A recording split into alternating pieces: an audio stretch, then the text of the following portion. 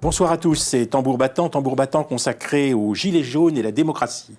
Alors le mouvement des Gilets jaunes est un mouvement, au fond, qu'on n'avait pas prévu, qui est arrivé comme ça, il y a, à la fin de l'année 2018.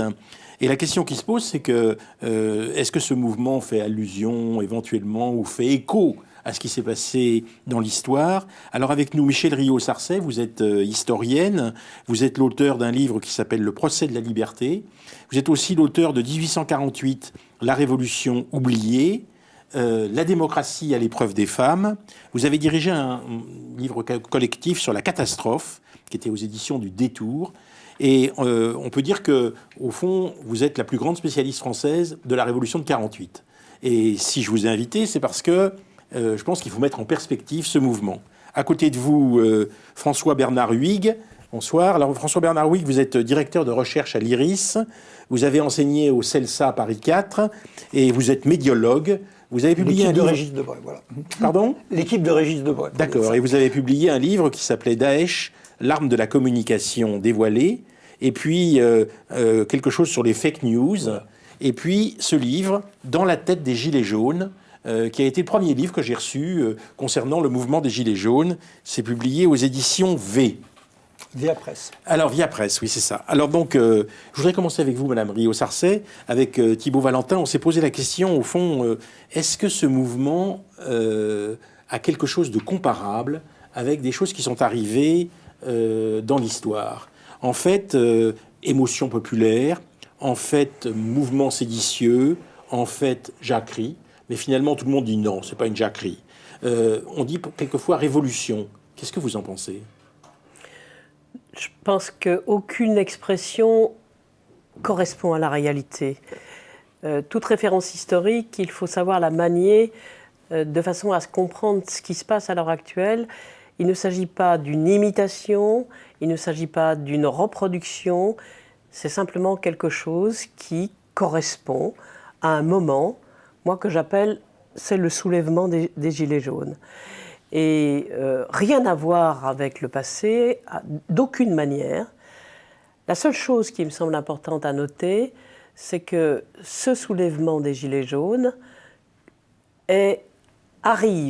surgit au moment d'une crise de la démocratie représentative. Et je l'envisage de cette manière-là, c'est un moment historique qui n'est pas advenu. La démocratie réelle n'a été mise en œuvre dans aucun pays. Et cette démocratie, cette demande de démocratie avec cette critique de la représentation est quelque chose qui correspond à ce que le mouvement des Gilets jaunes exprime de manière fondamentale. Alors nous connaissons, j'ai écrit le livre sur la Révolution oubliée, sur 1848, avec mon collègue et ami Maurizio Gribaudi. Nous avons saisi justement ce mouvement, comme tous les mouvements historiques, qui surgissent soudainement, inattendus. C'est la seule relation, à mon avis, que nous puissions faire, parce qu'aucun mouvement insurrectionnel n'était attendu. Vous êtes dans la lignée de Benjamin qui disait qu'il faut faire exploser les continuités historiques. Et en conséquence, ne pas voir de continuité historique où que ce soit. Il faut faire exploser, ça n'est pas simplement une expression de Benjamin, et avec une lecture relativement rapide qu'un certain nombre d'historiens ou de non-historiens peuvent avoir, c'est une question fondamentale. C'est-à-dire que si on veut comprendre le présent, il est impossible de suivre ce que j'appelle le sens de l'histoire. Il est absolument indispensable de comprendre ce qui s'est passé, ce qui n'est pas advenu, ce qui reste et qui subsiste dans le souterrain des mémoires. Et ce qui subsiste et ce qui reste dans le souterrain des mémoires, c'est précisément cette démocratie inachevée. Il se trouve qu'aujourd'hui, elle est mise en perspective par un mouvement qu'on appelle, et qui s'est appelé le mouvement des Gilets jaunes, mais ça aurait pu être par d'autres. Il reste encore beaucoup de gens silencieux qui sont et qui aspirent à cette démocratie qui jamais n'a été mise en œuvre. Alors, si c'était possible, il serait nécessaire de comprendre de quelle démocratie on parle lorsqu'aujourd'hui... On va y venir. Il n'empêche qu'il y a eu des mouvements révolutionnaires qui ont mis en cause des impôts, par exemple la dîme. Il y a eu des mouvements qui sont partis de là. Et là, on a de nouveau un mouvement qui est quand même parti de la contestation de l'impôt. De la contestation de l'impôt, on en est venu à autre chose. Mais est-ce qu'il n'y a pas, au fond, dans cette évolution historique, passer de la contestation de l'impôt à une revendication beaucoup plus large et de démocratie, comme vous dites, est-ce qu'il n'y a pas quelque chose de comparable avec d'autres mouvements révolutionnaires ? Là, ça a été la contestation de l'impôt parce qu'il s'agit d'un arbitraire gouvernemental qui n'était pas justifié, mais ça aurait pu être une autre revendication. Simplement, cette continuité que vous laissez entendre dans les contestations historiques et par rapport au soulèvement actuel, peut-être, mais là je vous dirais, je ne sais pas. Alors, il y a quelqu'un qui s'appelle Michel Rio-Sarcey qui a dit que l'idée de liberté surgissait des expériences ouvrières et des révolutions sociales du XIXe siècle. Alors donc, vous voyez, c'est quand même un rapport avec l'histoire, si l'idée de liberté surgit de là. Elle a tort, Michel Rio-Sarcey, de penser ça. Pas du tout. Ah bon. Parce que l'idée de liberté est inscrite depuis pratiquement la modernité, enfin ce qu'on appelle la modernité, au moment où, après la Révolution française, plus exactement après le siècle des Lumières, il était possible d'imaginer que chacun d'entre les personnes, les individus, que chacun pouvait accéder à cette liberté. Sauf que la grande majorité de la population au début du XIXe siècle n'était pas libre. Donc chacun, chacune et chaque collectif a essayé d'obtenir cette liberté à partir de la situation qui était la leur. Donc cette liberté a été pratiquement le mot d'ordre de toute l'Europe de 1820 à 1848. Être libre, c'était le moment de cet élan extraordinaire qui consistait, comme l'a dit Edgar Quinet, cette période dite révolutionnaire a ouvert une voie vers l'impossible, si bien qu'elle a été fermée en 1948, mais jamais fermée complètement. Il est impossible, quoi qu'on fasse, quoi que les gouvernements fassent, malgré les arbitraires, il est impossible d'arrêter ce mouvement de liberté. Donc, dans toutes les périodes, il y a eu des moments d'arrêt, des moments de suspens, mais ça ressurgit. Et toujours de manière inattendue. Même la Commune était inattendue. Même la Commune a surpris les intellectuels de l'époque, qui n'étaient pas appelés comme tels. Même la Commune a été considérée comme une incongruité dans cet ordre existant. C'est-à-dire, si tout le monde veut être libre, quelle que soit sa condition, c'est inconciliable avec l'ordre existant. L'ordre libéral, qui était l'ordre dominant au XIXe siècle, aujourd'hui nous sommes dans l'ordre néolibéral, cette inconciliation, cette impossibilité, elle est toujours maintenue par une hiérarchie où domination et exploitation se confondent, mais il n'empêche que ça reste. Donc le soulèvement des Gilets jaunes, c'est aussi un soulèvement où une partie de la population réclame son dû en termes de démocratie. Thibault Valentin. Madame Rio-Sarcey, est-ce que nous sommes en démocratie ? Pas vraiment. Pas vraiment, parce que cette démocratie, elle est liée à ce qu'on a appelé le libéralisme dans la première moitié du XIXe siècle. Mais moi, ce que j'aime bien dans cette première moitié du XIXe siècle, au moment de la fondation de la démocratie politique, du libéralisme politique, je dis bien de la démocratie politique et du libéralisme politique, il y a ce que disent les hommes politiques, donc les grands maîtres, les fondateurs de la démocratie libérale, Guizot, qui expliquait « La démocratie est un cri de guerre ». Il y avait quelque chose d'inconciliable entre le gouvernement dit démocratique et la démocratie réclamée par les populations dans cette première moitié du XIXe siècle où tout était pensé possible. Donc, Guizot et bien d'autres ont expliqué qu'il s'agissait de canaliser cette population, ce peuple, nouvellement venu dans l'histoire. Et il ne faut pas oublier que les prolétaires, le mot prolétaire arrive dans les années 1830, et donc chacun s'évertue à comprendre cette nouvelle population et à l'éliminer si possible, soit en la moralisant, soit en réprimant. Donc, la démocratie, dit Guizot, est un cri de guerre. Ce que l'on met en place à cette époque-là, avec les théoriciens remarquables comme Benjamin Constant, c'est d'essayer de dire qu'il y a une différence fondamentale entre la démocratie ancienne et la démocratie moderne. Pour la démocratie moderne, les gens propriétaires, parce que ce sont eux qui sont libres, délèguent leur pouvoir à d'autres de façon à être représentés parce que ce qui leur importe, c'est de s'occuper de leurs propres affaires. On oublie une partie de la population et donc on accepte l'idée de représentation. Alexis de Tocqueville, que vous devez connaître, disait que les peuples démocratiques ont un goût naturel pour la liberté. Et il ajoutait « Ils ont pour l'égalité une passion ardente, insatiable, éternelle, invincible. » Donc, liberté et égalité étaient, au fond, connectés. Est-ce que ce n'est pas finalement la situation dans laquelle nous sommes aujourd'hui ? Alexis de Tocqueville a écrit La démocratie en Amérique précisément pour canaliser le peuple. Il expliquait de manière très, très claire. On a du mal à canaliser les gilets jaunes. Non, mais il faut comprendre. Je voudrais terminer ma démonstration parce qu'on a eu une représentation. Dans la première moitié du siècle, au moment où la démocratie a été considérée comme un cri de guerre, l'idée d'un gouvernement représentatif. Nous sommes les héritiers de ce gouvernement représentatif. La représentation était impossible, disaient les théoriciens de l'époque.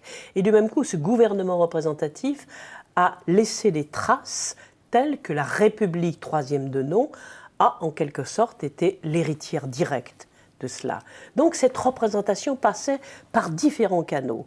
Et Alexis de Tocqueville, grande intelligence après celle de Thiers et de Guizot, Alexis de Tocqueville voulait canaliser ce peuple. Donc il a essayé d'expliquer que ceux qui étaient les représentants en capacité de l'être, c'était la mode des capacités, ne pouvaient effectivement être représentants qu'à condition, bien sûr, de pouvoir représenter cette totalité. Sauf que certains étaient candidats à la représentation et pas d'autres. Parce que, disait Tocqueville, dans cette démocratie en Amérique, il est allé voir en Amérique ce qui se passait parce qu'il pensait que cette démocratie était inévitable, contrairement à Guizot.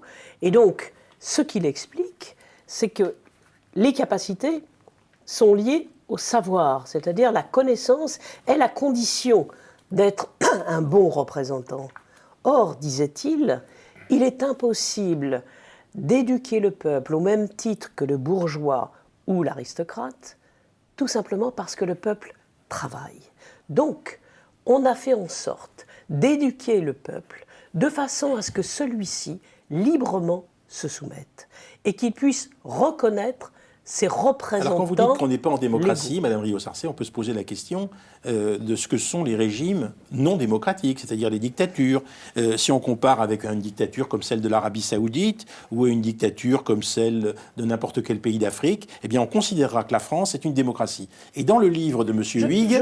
Attendez, dans le livre de M. Huyghe, je voudrais quand même qu'on entende M. Huyghe, si vous permettez. Voilà. Je vais rebondir sur ce que vous avez dit sur l'idée de canaliser le peuple. Oui, ça me plaît beaucoup. Alors, il me semble en effet que les Gilets jaunes ne veulent pas. C'est parti d'une histoire de quelques centimes à la pompe, comme la révolte du timbre, etc. Et puis ça aboutit sur des questions posées il y a 2500 ans par les Grecs sur la volonté du peuple et le débat. Mais effectivement, j'aime bien ce mot de canaliser parce qu'il me semble que les Gilets jaunes ne veulent pas être canalisés. Et alors, on leur répond... Enfin, soyez raisonnables, les gars. Allez au grand débat, vous asseoir autour d'une table pour discuter. Deuxièmement, vieil argument de Montesquieu, la démocratie représentative est absolument nécessaire parce que vous n'avez pas les compétences, le temps, etc., pour bien représenter la volonté du peuple. On ajoute, il y a des contraintes internationales, les traités, etc. Il y a des valeurs impérissables, morales, enfin c'est la démocratie contre le peuple, hein, le bouquin de l'Américain sur lesquels on ne peut pas revenir, quoi. Si on vous donne la démocratie directe, vous êtes capable de rétablir la peine de mort ou l'obligation de virginité pour les filles, que sais-je. Et on leur ajoute le dernier argument, en plus vous n'êtes pas très malin, puisque vous êtes tous un peu complotistes et que vous vous laissez avoir par des fake news ou par des agents russes, etc. Donc il y a un discours, il faut vous canaliser. D'ailleurs, les présentateurs de télévision disent beaucoup, bon, ça y est, là il faut se calmer, hein, il va y avoir de la violence, puis attention, antisémitisme, etc. Donc il y a ce sentiment, parfois exprimé avec beaucoup de mépris, c'est un terme que j'emploie. Alors c'est un mot qui revient très souvent dans votre livre. Parce que les gens vont tout le temps dire, on nous méprise. C'est Macron le premier, bien sûr.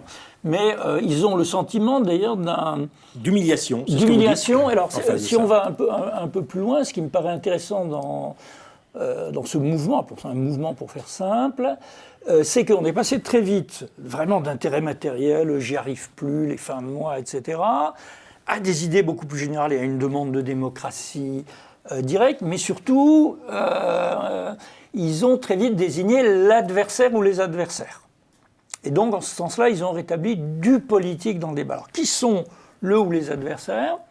Premièrement, madame, je ne sais plus comment s'appelle la dame qui a fait la première vidéo, elle dit « l'État-providence fait mal son boulot ». Hein, donc, ça n'est pas à notre profit, le peuple. Il nous pompe des impôts invraisemblables et il fonctionne très mal comme État-providence. Elle a en plus raison sur le fond. Mais, donc c'est l'institution qui est remise en voilà, question. C'est l'institution État-providence qui marche mal. Ça n'est pas, les Gilets jaunes ne s'en prennent pas tellement au patron qui pourrait donner un peu plus. C'est beaucoup plus... Bon.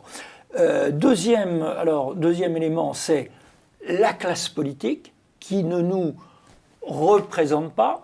Hein, il y a, nous, la plèbe, presque, on est mal représentés. Mais la question qui se pose, là, justement, parce que pour prononcer ce mot de représentation, une fois de plus, qui est c'est la question de la représentation des Gilets jaunes. Parce qu'en même temps, ils ne veulent pas de représentation. Alors c'est là où ça interroge ce que vous avez dit, Madame Riot-Sarcey. Quand on ne veut pas de représentation, et quand on met de côté la représentation dans la démocratie, est-ce qu'on peut réaliser une démocratie sans représentation ? Je pose la question à l'historienne. Je ne voudrais pas, personnellement, je suis incapable de me mettre à la place des Gilets jaunes et j'entends parfaitement ce qu'ils disent. Je crois qu'ils seraient plus éloquents que moi en ce qui concerne la réponse. Qu'est-ce qu'ils veulent ? Il est nécessaire de leur demander à eux. Vous inquiétez pas, ils interviendront dans cette émission. Et je suis dans l'incapacité de me mettre à leur place et je ne veux pas. Ce que je sais par contre, c'est que vous m'avez posé la question en faisant le parallèle entre des démocraties qui n'en sont pas et des démocraties authentiques par rapport au monde. Cet argument, on l'a entendu mille et mille fois. Vous avez raison, vivre en France est bien plus favorable à la population en général que dans bien d'autres pays. C'est ce qu'on appelait une démocratie. Le pire des systèmes à l'exclusion de tous les autres, comme disait Churchill. Faites attention. Justement, Foucault disait à juste titre, nous sommes transis par le langage. Les mots ont été délités. Nous ne sommes pas en démocratie, nous sommes dans un cadre de démocratie dite représentative. Ce à quoi nous assistons à l'heure actuelle... Alors faut-il contester la représentation ? Vous n'avez pas répondu. Ce à quoi nous assistons, c'est précisément cette question de déstabilisation de la démocratie représentative. Moi, je préfère dire le gouvernement représentatif, parce que, à force d'être entre soi, tous ceux qui sont censés savoir et gouverner, il y a quelque chose qui ne fonctionne plus. Il y a cette perception extrêmement efficace de dire que ceux qui nous gouvernent sont complètement hors sol. Et donc, à force de se représenter entre soi, regardez la parité. La parité. Qu'est-ce que ça veut dire ? Vous faisiez allusion au texte de Tocqueville sur égalité et liberté. le mot égalité est tellement impossible, ou la liberté est tellement impossible, qu'on a inventé un nouveau mot. Pour faire en sorte que les femmes soient davantage représentées à la Chambre, on a inventé ce terme de parité. Parité, ça veut dire égalité entre pairs, toujours entre soi, c'est-à-dire ceux qui sont en capacité d'apprendre suffisamment de choses sur le monde et sur eux-mêmes pour être représentants, par rapport à d'autres qui, ce que dit Tocqueville est parfaitement juste, qui travaillent. Et donc, qui travaillent ou qui sont voués aux travaux domestiques. Donc n'importe qui ne peut pas être représentant.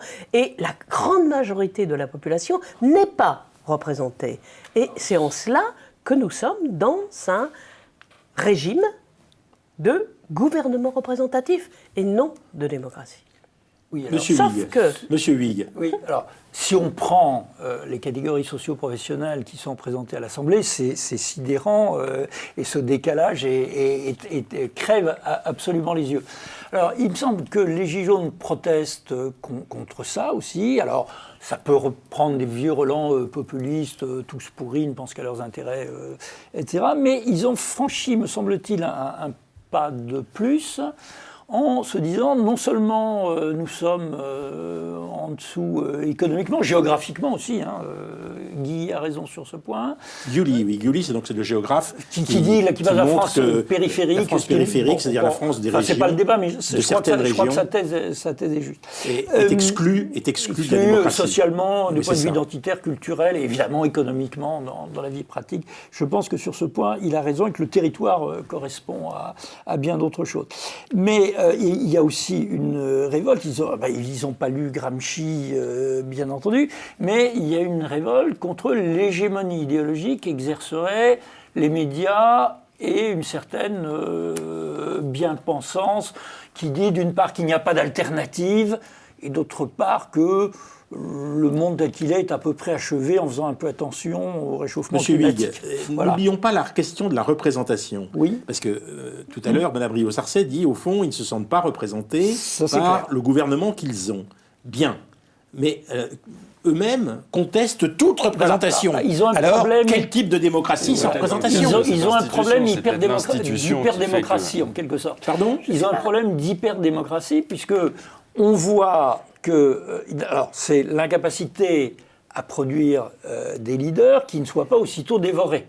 Genre Madame Levavasseur ou d'autres. Injurié dans la Injurié, manifestation parce qu'elle voulait présenter une liste européenne. Voilà, alors, l'accusation, ça va être ambition personnelle, tu as été corrompu, etc. Et puis, il y a quand même ce système qui fait que, dans cette ardeur démocratique, on ne veut pas que la parole soit confisquée par quelqu'un. Il y a pourtant des gilets jaunes fort brillants avec qui...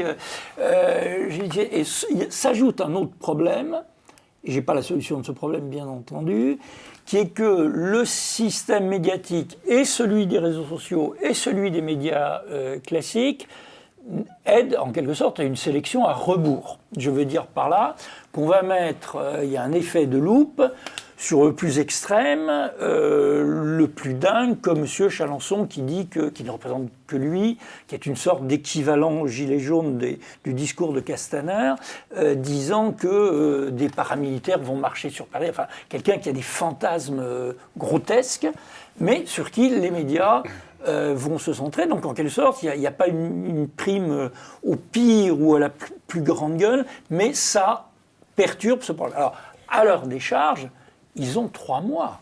Je veux dire, ils n'ont pas des siècles d'expérience. Thibaut Valentin. Vous voyez. Oui, alors moi, je vais quand même vous poser une question parce que vous êtes tous les deux d'accord, et je vous la pose à tous les deux, pour me dire qu'on n'est pas en démocratie, ou en tout cas, il y a un problème là-dessus. Donc, je vais prendre le problème autrement. Est-ce que dans un pays où la justice n'est pas indépendante, où le citoyen n'a quasiment aucun moyen d'interagir avec le processus législatif, où on traite des gens, et là je pense aux migrants ou aux tziganes ou aux roms, qui sont traités comme des chiens, et je dis bien comme des chiens, et je pèse mes mots parce que des chiens sont souvent mieux traités que ces gens, est-ce qu'on n'est pas en train de dériver vers le fascisme ? La chose est la suivante, c'est que moi ça me paraît quand même relativement simple. J'ai entendu, bien sûr, si on met l'accent sur telle ou telle intervention, comme les médias le font, en privilégiant précisément quelques caricatures, il est normal pour la grande majorité d'entre eux, que ce soulèvement essaye de s'instituer, c'est-à-dire d'organiser à l'échelle qui est la leur. Moi, j'ai suivi les débats de l'Assemblée citoyenne de Commercy. Je ne vois pas d'exemple plus emblématique de la démocratie à l'œuvre. Sans représentation. Non, c'est pas une question de représentation. Mais sans représentation. Non, mais qu'est-ce que ça veut dire, cette représentation? Nous sommes focalisés sur la question de la représentation parce qu'on estime qu'il faut des représentants. Avant d'imaginer une représentation politique dans le cadre de notre régime, c'est quelque chose d'extrêmement difficile à saisir. Donc, ce qu'ils essayent de faire, ce qui me semble parfaitement acceptable, audible et visible, c'est de s'organiser à l'échelle qui est la leur. Et ils tentent, quelquefois très heureusement, d'autres fois malheureusement ou maladroitement, de faire en sorte de trouver ce qui converge. Vous imaginez, dans une situation aussi conflictuelle, dans un monde où la précarité, le chômage, l'exclusion, je crois qu'on a entendu mille et mille fois justement ces femmes et ces hommes sur le rond-point qui expliquent leurs conditions de vie. Donc c'est particulièrement parlant pour pouvoir unifier tout ça, pour essayer de penser ensemble. C'est la chose difficile, la plus difficile. Il n'y a pas eu d'expérience dans ce domaine. Donc focalisons-nous sur ce qui... Dans votre livre, est-ce qu'au fond vous ne laissez pas entendre qu'il y a une solution nouvelle pour la démocratie qui viendrait de la tête des Gilets jaunes? Alors, le ciel vous entende. Alors, effectivement, on voit combien ils ont su, en un temps très bref, désigner leurs adversaires, je n'ai pas dit leurs ennemis, leurs adversaires, réintroduire du politique, réintroduire du conflit, alors qu'on nous disait tout est terminé, ce sont des problèmes techniques qui vont se régler entre technocrates. Ce sont d'énormes progrès. Alors, il y a aussi une autre question, représenter quoi? Est-ce qu'on veut dire représenter la volonté du peuple? Dans ce cas-là, on tombe sur des problèmes classiques depuis Montesquieu. Est-ce qu'il faut des représentants? Est-ce qu'il faut que les représentants ressemblent aux représentés? Est-ce qu'on peut débattre? Est-ce qu'on peut introduire le référendum d'initiative citoyenne? Ce qui fait hurler tout le monde, alors que ça marche très bien en Suisse. Je suis d'une réunion avec quelqu'un qui connaît bien la Suisse. Donc ça, c'est représenter la volonté que ce qui est fait correspond bien à ce que veut le peuple. Mais il y a aussi, c'est déjà Aristote qui le disait, il faut aussi représenter le débat, l'interprétation que se fait le peuple de la situation. Et là, on tombe sur le problème de l'expertise et des médias. Je vous donne un exemple qui est bête comme chou. Le débat sur, je ne sais pas, les épisodes du glyphosate, moi, je n'y comprends rien. Je veux dire, peut-être parce que mon intelligence est limitée et ma culture scientifique, mais aussi parce que mon temps de cerveau humain disponible pour acquérir de l'expertise sur ce sujet est limité, que je ne peux pas être spécialiste là-dessus et sur la cyberstratégie en même temps. D'où la nécessité de représentants. Dont la nécessité de représentants et du rapport avec l'expert. Parce que, est-ce que le représentant l'expert... Excusez-moi, mais un député n'est pas formé au même titre que vous. Il n'est pas formé sur le glyphosate, il n'est pas formé sur la sécurité routière. Petit à petit, il est conseillé par des gens qui sont censés intervenir dans le processus législatif et n'importe qui peut comprendre les enjeux avec des gens qui viennent vous parler. Ça, c'est pas le problème que d'être... à condition qu'on donne du prix à la connaissance. Attendez, sur la question... À condition qu'on donne du prix à la connaissance. Et que sur la les question solutions de la des experts ne soient pas idéologiques. Vous disiez à juste titre, représenter quoi, dans quel cadre? C'est-à-dire que si on prend la démocratie dans sa définition, je ne passerai pas par Aristote, mais je passerai par Lefort et bien d'autres, Rancière, Miguel Abassour, enfin, on a énormément d'écrits sur cette question. Qu'est-ce que ça veut dire? La démocratie, c'est essayer d'envisager ensemble une situation. C'est-à-dire qu'il y a un débat, d'abord, conflictuel, où on émet des idées, et cette opinion... c'est à l'issue... Attendez. C'est de cela qu'on va discuter dans toute l'émission. On va s'arrêter là. On va s'arrêter là, Madame Rio-Sarcey. À l'issue de ce débat, qu'il y a un vote. Vous l'avez dit. Je vous remercie tous les deux. Je voudrais rappeler que le livre de Madame Rio-Sarcey, consacré à la liberté, s'appelle « Le procès de la liberté », et que le livre de François Bernard Huyghe s'appelle « Dans la tête des Gilets jaunes ». Merci à tous les deux. Merci à vous.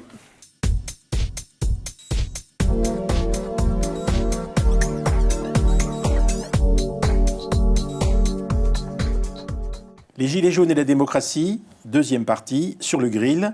Nous avons face à face Aude Amadou, vous êtes députée La République En Marche, vous êtes rapporteuse de la Commission des Affaires culturelles. Commissaire. Commissaire. Vous avez participé à un projet de loi pour les Jeux Olympiques prochains. Pour le coup, j'ai été rapporteur. Et 2024. Vous êtes députée de Loire-Atlantique. Et je peux dire que vous êtes une joueuse de handball de haut niveau. Handball de haut niveau, voilà. Et que lorsque vous travailliez, vous étiez d'abord sportive et vous avez été sportive professionnelle avant d'être présidente d'une agence de communication, la Bulaïdé, dans la banlieue de Nantes. En face de vous, Philippe Pascot, gilet jaune. On peut dire que vous êtes gilet jaune. Hein. Vous êtes même. Alors, vous n'êtes pas porte-parole, vous êtes porte-voix, c'est ça? Non, je suis juste un petit porte-voix scribouillard. Petit porte-voix scribouillard. Bon. Vous avez raison, il faut être modeste. Vous avez été maire adjoint d'Évry, vous avez été conseiller municipal à Bondoufle, vous avez eu donc des responsabilités politiques. Conseiller régional. Vous avez publié des livres, pour ce qui nous intéresse. Un que j'ai lu qui s'appelle Pilleurs de vie, chez Max Milo, qui est paru récemment. Vous avez avant, vous aviez publié Pilleurs d'État, et puis allez presque tous vous faire... Voilà. 5 points de suspension. 5 points de suspension. Et avant, il y avait délit d'élu. Et on peut dire que donc vous intervenez comme gilet jaune dans les médias à plusieurs reprises. Oui. Alors moi, je voudrais vous poser la question, au point où nous sommes arrivés, là, du point de vue de la démocratie. Et je vais d'abord vous interroger, vous, Aude Amadou, du point de vue de la démocratie. Comment est-ce que vous voyez quelque chose qui ne serait pas seulement la démocratie représentative? Est-ce que vous avez l'impression que la revendication d'une démocratie qui ne serait pas que représentative est légitime?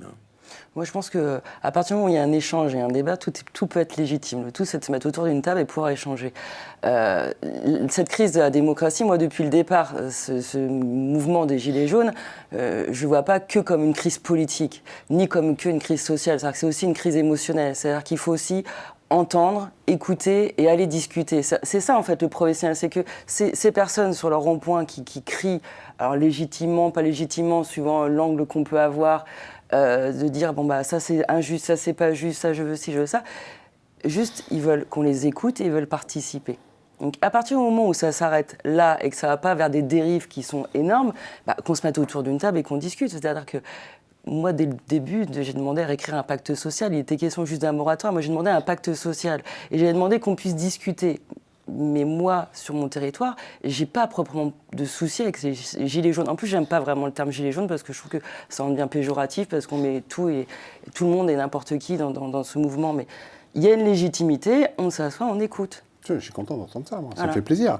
Ça me fait plaisir d'entendre un député En Marche qui est là et qui nous dit il faut qu'on écoute les citoyens, parce que ça fait quand même 14 semaines qu'il y a des gens qui descendent dans la rue, parce que justement, ils ont l'impression qu'on les écoute pas, justement, ils ont l'impression qu'on les regarde avec arrogance et mépris. Donc je suis très honoré, Aude, que quelque part, tu ne fasses pas partie de ces gens qui disent qu'ils vont écouter et qui n'écoutent jamais. Et j'en ai malheureusement les preuves tous les jours.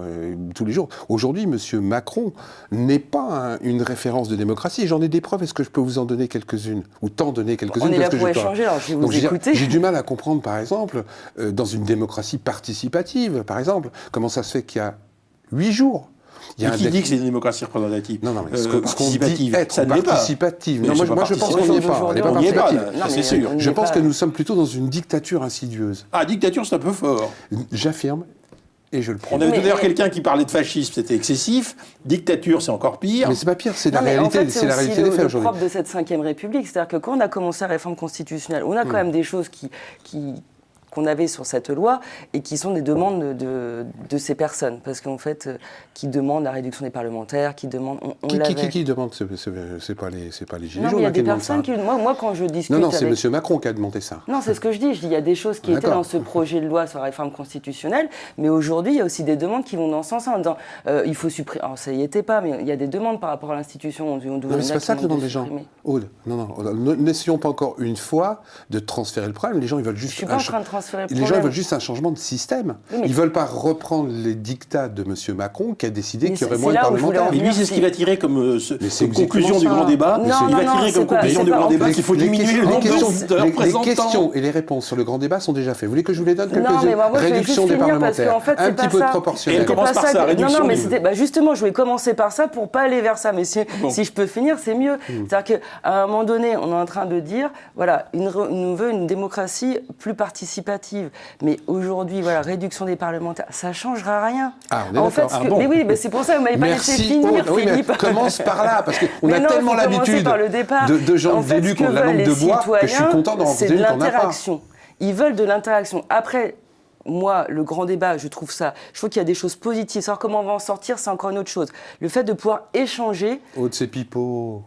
Moi, par exemple, j'organise un grand débat jeudi. Je l'ai fait avec un sénateur de l'opposition. Mais ces pipeaux, on connaît déjà les questions et les réponses qui vont être faites. Non, parce qu'au jour d'aujourd'hui, c'est juste au moins de pouvoir se retrouver autour d'une table et discuter. Mais moi, sur mon territoire... T'as l'impression que c'est pour noyer le poisson, le grand débat qu'on a lancé ça. En fait, il ne devait pas écrire une lettre, M. Macron, je ne l'ai pas vu, sa lettre. Il y avait un coup. Il devait écrire, pour être simple. Et puis non, comme on ne peut pas écrire, on fait un grand débat. Et puis on va tout mettre dans la marmite. Le grand débat, si je continue de mettre en place ce grand débat avec le sénateur sur lequel je l'ai mis en place, qui est de l'opposition, c'est que c'était un engagement que j'avais pris devant les... mais je l'avais pris devant cette représentation. Soit concours, on a une demi-heure. À quoi ça va servir, le grand débat? Moi, je pense que ça va servir au moins à échanger sur des thématiques échanger, et de savoir... Et après donc les gens ont échangé, les gens ont posé... Ils veulent plus de démocratie participative. Mais attends, il y a un truc vachement simple. Il y a un truc qui s'appelle le RIC, que tout le monde réclame. Référendum d'initiative citoyenne. Est-ce que le RIC, c'est tellement simple? Tout le monde Monsieur Pasco, on va s'arrêter un instant sur le RIC. Attendez, on va s'arrêter un instant sur le RIC. Est-ce que ce référendum d'initiative citoyenne, c'est véritablement un progrès démocratique? Je peux entendre Aude, et puis ensuite je vous entendrai. D'accord. Moi, à mon sens, on est dans cette 5e République, pour revenir à ça tout à l'heure, on a un fort pouvoir présidentiel. Alors qu'on arrête de me faire croire que c'est Macron qui a ce pouvoir présidentiel. Donc c'est le propre de la 5e République qui, au départ, quand même, la 5e République devait être des parlementaires. Hein. Sauf qu'à réduire, de passer du septennat au quinquennat, on a fait juste amplifier ce pouvoir présidentiel. C'est pas nous qui l'avons fait, hein, c'était sous Jospin. Et sur cette volonté de démocratie participative et ce référendum, la démocratie, c'est une stabilité. Aujourd'hui, si on prend un référendum et que tous les jours, tous les 4 matins, on va oui, non, oui, parce que c'est ça la question. Est-ce que les problèmes, ils se règlent en disant oui ou non? On prend le cas du Brexit, qui est un référendum quand même. C'est-à-dire qu'on a demandé aux citoyens, est-ce que vous voulez sortir de l'Europe? Oui, non. Voilà, très bien, ils ont répondu. Et il me semble qu'il y a des gens en 2005, en France, il y a eu un référendum qui s'appelait Maastricht. Les gens, ils ont répondu quoi? Moi aussi, j'ai une consultation chez moi, on peut en parler après. Non, mais les gens, j'ai une consultation juste au niveau local sur un aéroport. Il faudrait déjà qu'on respecte le vote des gens. Alors, pour respecter le vote des gens, c'est-à-dire que quand on pose la question d'un référendum, il faut au préalable avoir anticipé à minima les moyens qui vont être mis en place et ce qui va pouvoir suivre derrière. Sauf que dans le Brexit, il n'y a rien eu. Moi, je prends mon cas. Hein. Consultation, on peut l'appeler comme on veut, référendum, consultation citoyenne, sur l'aéroport de Notre-Dame-des-Landes. Oui, non. Et qu'est-ce qui se passe derrière? Mais si vous n'avez pas les moyens, si vous n'avez rien anticipé et que c'est juste dire oui, non, très bien. Si on prend le cas de la Suisse, tout le monde prend on le a cas pris une de la décision Suisse. inverse pour l'aéroport. Voilà. Pour l'aéroport, on a pris une décision inverse au référendum. Alors attendez, ça signifie que le référendum... Je voudrais vous entendre sur la question du référendum, en général. Parce qu'on peut quand même poser la question, M. Pasco, de ce à quoi ça nous contraint sur le plan politique. Comme elle l'a très bien dit, oui ou non. Or, moi, en face d'un problème, mais sans doute parce que je souhaite réfléchir et qu'on est ici dans une émission où on réfléchit, répondre par oui ou par non à une question, fût-elle la plus simple possible, à mon avis, c'est pas très sérieux. Alors, pour la petite histoire, Monsieur Spire, quand on fait un référendum d'initiative citoyenne, il y a un temps de débat énorme qui se situe aux alentours d'environ 6 mois. C'est à peu près ce que... Donc pendant 6 mois, il y a les pour, il y a les contre, et après, il y a la décision finale. Donc on ne dit pas oui ou non sans savoir. On en a discuté. Les gens qui sont pour quelque chose viennent, les gens qui sont contre viennent. Et l'intéressement du référendum d'initiative citoyenne, c'est que ça correspond totalement à ce que les élus aujourd'hui nous demandent de faire, de participer. Oui, nous voulons participer, mais nous voulons participer totalement, pas seulement quand on a besoin de nous, c'est-à-dire au moment des élections. Et après, on fait ce qu'on veut, parce que moi je veux bien si les élus étaient corrects. Si ce qui se vote aujourd'hui était véritablement pour le peuple, on n'a pas besoin. Et le RIC, ce n'est pas la dictature du peuple. Le RIC, c'est pas tous les jours, Monsieur Spire. Le RIC, c'est quand on a besoin. Regardez en Suisse, 280 textes de loi, ils se sont servis du RIC 10 fois. Le RIC, on s'en sert, moi j'appelle ça une assurance vie. Quand vous prenez une assurance vie, Monsieur Spire, est-ce que c'est pour vous en servir tout de suite? Non. Par contre, s'il y a un pépin, vous vous servez, ou on se servira de votre assurance vie. Eh bien, le RIC, c'est ça. Et puis, deux petits détails dans le RIC qui paraît anodin. Moi, si M. Spire vous truandez dans votre travail, je peux vous virer. D'accord ? Le moindre salarié aujourd'hui en France qui truande, on peut le virer. Oui. Dans le RIC, il y a ce qu'on appelle un référendum, une matière révocatoire. Aujourd'hui, on ne peut pas virer un élu qui truande. Un élu qui a mis les doigts dans la confiture, on ne peut pas le virer. Un élu qui vote des lois qui sont contre le peuple, on ne peut rien faire. Et aujourd'hui, il y a plein de lois. Le problème on peut être abrogatoire. Le RIC, il y a 4 choses. Constitutionnelle, législative, abrogatoire, révocatoire. Si quelqu'un vote une loi, comme il y a des lois qui sont en train de voter aujourd'hui, et je vais vous en donner une qui a été votée en douce il n'y a pas longtemps. Vous savez ce que c'est qu'une enquête publique ? Évidemment. En France. Eh bien là, sans qu'on fasse beaucoup de publicité, sans qu'on le sache vraiment, ils ont supprimé les enquêtes publiques. Donc aujourd'hui, on va vous construire une usine, on ne pourra même pas voir. Alors si, pardon, excusez-moi, ils ont été participatifs, ils ont fait une demande sur Internet aux gens pour savoir. 2973 avis défavorables à l'instauration de ce décret, 3 avis favorables, ils l'ont quand même fait. Vous voulez que je vous en donne un autre ? Donc le RIC ne sert à rien. Non, c'est aujourd'hui. 1973. C'est aujourd'hui, parce qu'aujourd'hui, il n'y a aucun pouvoir. Mais regardez, vous-même, vous avez parlé de référendums qui ont eu une conclusion négative. Et sur lequel on n'a pas tenu. Et sur lequel on n'a pas tenu. Alors donc, ça signifie, ça signifie que le RIC, il peut être tourné de toute façon. Parce que M. Spire, les gens qui n'ont pas respecté. On ne pouvait même pas les révoquer. Ils ont fait ce qu'ils voulaient, parce que c'est le problème de la démocratie aujourd'hui. Vous votez pour quelqu'un et il fait ce qu'il veut derrière. Moi, je dis qu'aujourd'hui, ce que veut le peuple, et c'est ça qu'ont pas compris les Macron en co, c'est que le peuple, il veut plus des dirigeants, il veut des mandataires. C'est-à-dire qu'ils veulent des gens qui fassent exactement ce que le peuple veut. Il faut avoir des engagements. Moi, je sais que franchement, tous les jours, quand je me lève, alors là, on sait plus, on se lève, on se fait insulter. Bref, mais moi j'ai ma profession de foi. Moi tous les jours, je regarde, je me dis bon ben voilà. Moi mon objectif quand j'ai fait ma campagne législative, c'était comment réinventer le lien social. Alors pas anticipé, mais on savait déjà qu'il y avait un malaise et que c'est pas terrible en ce moment le lien social. Oui, mais c'était au moment de ma campagne présidentielle, c'est-à-dire que au niveau de la législative. Ah oui, on s'est bien fait rouler là. Parce que moi je connais un type qui s'appelle Macron qui m'avait dit qu'il y aurait plus un seul élu, et c'est moi qui lui ai fait la note, qui aurait un casier judiciaire pour être élu. Non, mais moi, je voudrais juste finir. Vous savez, les parce campagnes que, présidentielles, les campagnes, c'était, moi, je m'étais engagée sur comment réinventer le lien social. Oui, je te comprends. Voilà, donc ça veut dire qu'en m'appuyant sur le programme d'Emmanuel Macron, notre président, et sur ce que, aujourd'hui, sur le territoire, on est relié à des territoires. C'est-à-dire qu'effectivement, on a des comptes à rendre sur les sujets territoriaux. Moi, je pense que si on veut une implication, moi, je ne suis pas pour le RIC en toute matière. Parce que ça veut dire quoi ? C'est-à-dire qu'aujourd'hui, vous allez dire, bon, peine de mort, oui, non, les femmes, elles peuvent avoir. Non, mais c'est une question. Non, mais c'est une question. Par contre, sur quelque chose. Je l'écoute. Par contre, à chaque fois, l'élément de langage, la peine de mort. La peine de mort, allez, continuez. Mais pourquoi pas imaginer ce référendum, moi je ne suis pas pour le RIC, mais à une échelle déjà locale. Il y a beaucoup de mairies qui le font. Moi, je sais, en plus, à Nantes, on est quand même un territoire très dynamique sur l'innovation. Et on essaye au maximum de faire participer, enfin, les mairies essayent, et ça fonctionne plutôt pas mal. Sauf que comment on va chercher, c'est ça, en fait, la vraie question. C'est pas de savoir si on va avoir une démocratie participative ou pas. C'est comment on va aller chercher ces personnes qui sont éloignées du vote pour les remettre dans la machine de la participation citoyenne. Est-ce que vous pensez... Parce que c'est là où c'est compliqué. Alors c'est important, parce que est-ce que vous pensez, vous, d'une certaine façon, Monsieur Pascaud, qu'un certain nombre de gens qui ne votent pas lorsqu'on les interroge pour les législatives ou les présidentielles, iraient voter pour le RIC? Alors, je ne dis pas ça parce que je ne suis pas prétentieux de ramener tout le monde aux urnes. Je dis qu'aujourd'hui, les gens ont de moins en moins envie de voter parce qu'ils n'ont pas le choix de savoir pourquoi et pour qui voter. Ce sera bien pire avec le RIC. Alors, le seul choix qu'ils auront, c'est oui ou non.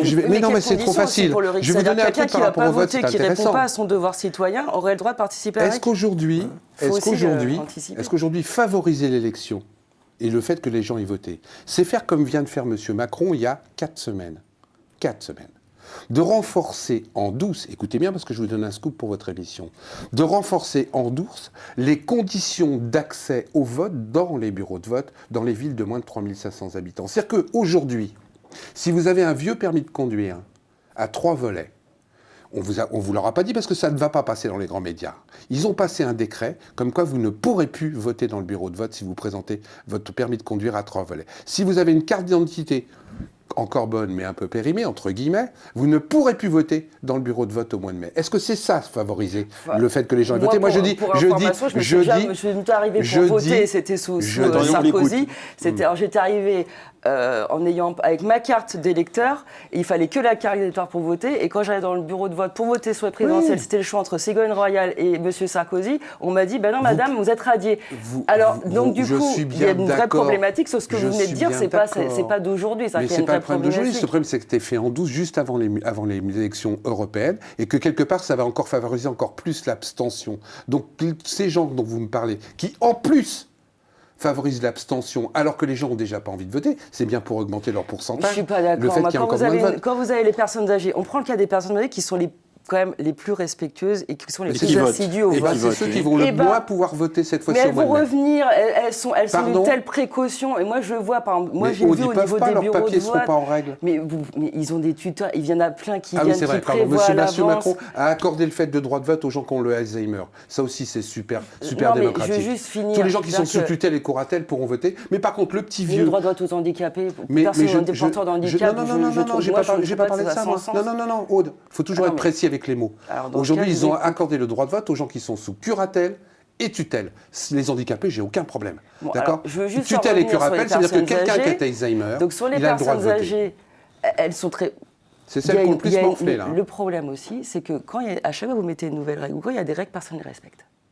Mais c'est trop facile de dire ça. Pourquoi? Mais non, c'est pas trop facile. Pourquoi? Moi, je vais prendre un exemple. Moi, je prends juste un exemple. Parce qu'à un moment donné aussi, il faut des exemples. Il faut arrêter de faire la popole et du marketing poétique avec des mots, on ne comprend rien du tout. Il faut prendre des exemples concrets. C'est pas ce que j'ai fait. Que des exemples concrets. Alors, si je vous avais pris à partie, je vous l'aurais dit. Merci. Mais c'est ce qui se passe en ce moment. Donc, du coup, on tout mélangé, on rajoute les fake news, les compos, puis là, on s'en trouve plus. Je ne suis pas en train de parler de ça, moi.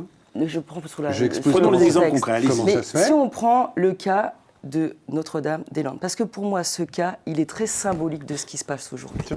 C'est-à-dire qu'aujourd'hui, état de droit, c'est-à-dire qu'il y a un non-respect de l'état de droit. Des gens sont venus, les zadistes, et ils ont...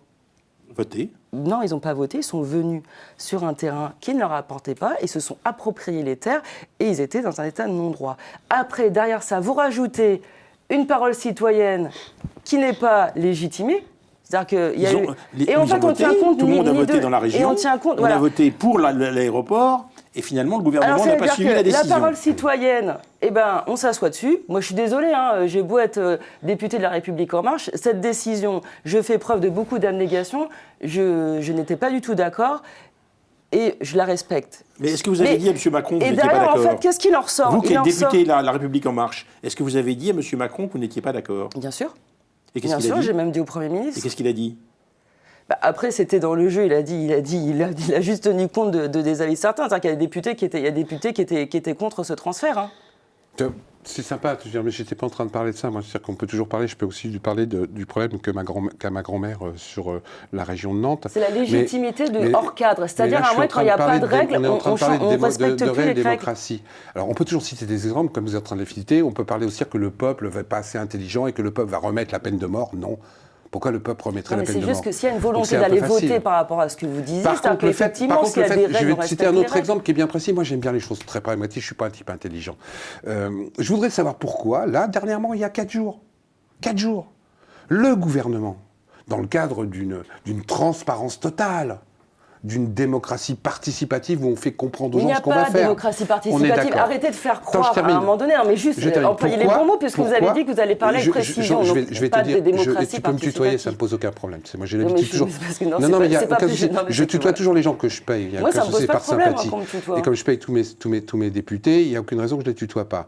Donc, je disais pourquoi il y a quelques jours, ils ont passé un texte pour supprimer les appels d'offres en dessous de 100 000 euros. On me dit qu'on veut plus de magouilles. On me dit qu'on veut une République qui soit plus irréprochable. On me dit qu'on veut surtout faire attention qu'il n'y ait pas des gens qui puissent truander. Et on vient de supprimer les appels d'offres en dessous de 100 000 euros. Ça veut dire quoi, cette affaire? C'est-à-dire qu'on va pouvoir recommencer les coquins, les copains. D'accord, critiquons le gouvernement. Je critique pas. Mais j'entends, attendez. En plus, il n'y a aucune transparence. J'entends. Alors voilà, qu'est-ce que c'est que cet objectif de la transparence?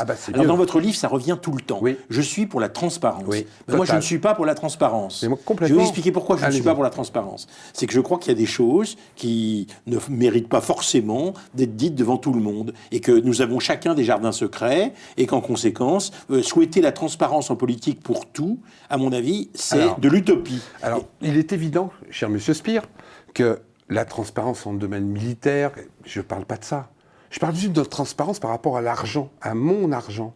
J'ai du mal à comprendre que l'on cache tout. Pourquoi le salaire d'un député, l'indemnité d'un député, pas cachée. on a eu tant Elle de est pas mal. cachée. Attendez.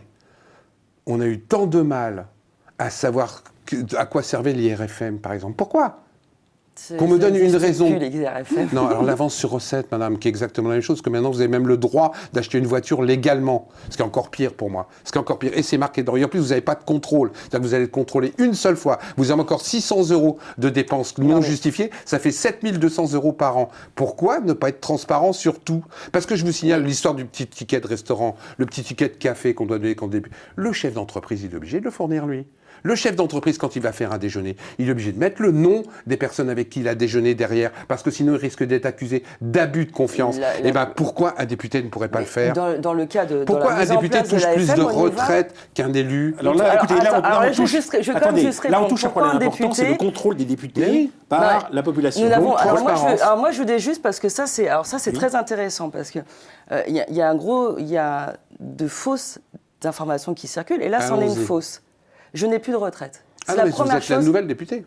Oui, Je mais- parle des anciens. Ah oui, mais dans ce cas, il faut est-ce que les- préciser parce que la première Vous n'avez chose plus de qu'on a- retraite, ça signifie quoi ? C'est-à-dire que, en fait, ce qui se passait avant, c'est que un mandat effectué par le député, au bout d'un mandat, il pouvait 1100 de percevoir retraite. une retraite de 1200 €. Ouais. Au À bout 60 ans, hein. Oui, pas au tout de moment- suite, hein, parce que les gens aussi savent. La deuxième chose, c'est qu'il faisait un deuxième mandat, parce qu'on va aller jusqu'au bout. Hein. Moi, je suis prête à aller 2000, jusqu'au bout. 2100. 2500 €. Pardon, tu vois, mes Non, mais chiffres, voilà, c'est que. 2500 voilà. ouais, brut. Sauf que, qu'est-ce qui se passe ? Parce que moi, au départ, j'ai dit, Ce qui est pas mal, hein. c'est 10 ans de scandaleux. mandat. C'est ce qui est scandaleux. Ce qui est scandaleux, c'est pas de toucher sa retraite. Ce qui est scandaleux, c'est le cumul des retraites. Et là, c'est ça, scandaleux. ça, c'est en Parce que plus. si on prend. Je l'ai aussi. Non, mais- Je l'ai aussi dans ma mallette. Je Oui, ne veux mais- pas dire tout de suite. Oui, mais ce que je je suis veux content que tu le dire, dises. ce que je veux dire par là, c'est ce qui est scandaleux, parce que quand vous êtes maire, parce que c'était ça en fait, C'est toujours ça. l'évolution, on va dire l'évolution de la carrière politique que moi je prends pas comme une carrière ou un métier. Pour moi, c'est un engagement. Merci. On Mais- n'est que locataire de son mandat et non propriétaire. Mais bien sûr, moi demain ça s'arrête, demain ça s'arrête. Moi, Eh je l'ai ben, pris comme un engagement j'aime citoyen au rencontrer même les titre Vous que je- vous reprendrez commande balleuse ? Non, bah non, je suis trop vieille. J'aime Non, mais- rencontrer des Qu'est-ce élus que vous comme toi. ferez, alors ? C'est dommage qu'on n'ait pas Mais je 177. ferai quoi? C'est-à-dire qu'à un moment donné, on aura fait d'autres expériences. Mais c'est normal, un mandat, c'est que locataire. Exactement. Tu fais ton Puis, truc, tu rentres de chez toute toi. façon, c'est enrichissant. Mais c'est pas le on cas, a M. d'autres- Spire, hein, parce qu'aujourd'hui, ils sont propriétaires de leur mandat. hein. Ils Donc, ont leur portefeuille. Juste pour Ils sont revenir aux sur affaires. ce qui. Vous êtes d'accord avec M. Macron, donc sur la qui veut- retraite. Qui veut diminuer le nombre de mandats. Mais M. Macron, il ment quand il dit ça. Il vient de voter. Il est en train de préparer un texte de loi où les députés vont pouvoir continuer à être maires.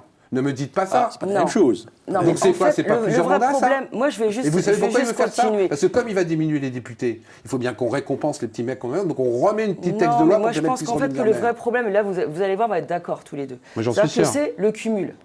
Entre Alors, autres. quand le maire, il a passé, parce que on était maire, conseiller, maire, on avait donné sa vie à l'engagement.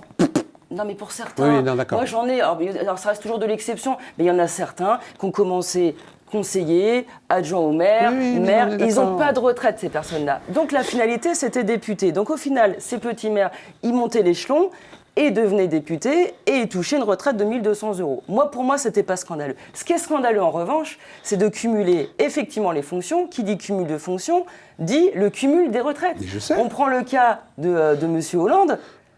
30 000 €. Bah voilà, bah là, ça c'est scandaleux. Donc on en est bien d'accord Mais- que c'est le cumul qui est Mais un pas que scandale. le cumul. Le Non, mais fait, en que, l'occurrence, le fait que les cotisations soient abondées. Bon, mais c'est cette pas- critique, c'est pas un attendez, cumul. c'est pas ça la Mais démocratie. c'est pas ça, seulement c'est pas critiquer- transparent. Jusqu'à présent, Oui, c'était d'accord. pas transparent. Attendez, cette transparence des politiques, des On l'a responsables obtenu politiques. en l'arrachant les dents. Bon, d'accord. On va vers ça, on progresse dans ce sens-là, tant mieux. Un pas en avant. Mais deux c'est pas en l'essentiel retard. de la démocratie. Ça Mais c'est m'étonne pas- que vous ne proposiez rien Mais, d'autre. mais vous rigolez, alors que vous n'avez pas lu tous mes livres. Si, Est-ce- ouais. Commençons déjà par avoir des élus qui sont intègres, propres, et vous allez voir que les textes de loi vont suivre. Moi, j'ai du mal à comprendre que Mme Dati vient de toucher 900 000 € de Renault. J'ai du mal à comprendre que j'ai découvert dans un de mes livres qu'en tant qu'avocate, tout en étant députée européenne, elle ait touché un chèque de 400 000 € en Europe. J'ai du mal à le comprendre. Bah, J'ai en du mal à fait, comprendre comment ils ont du temps.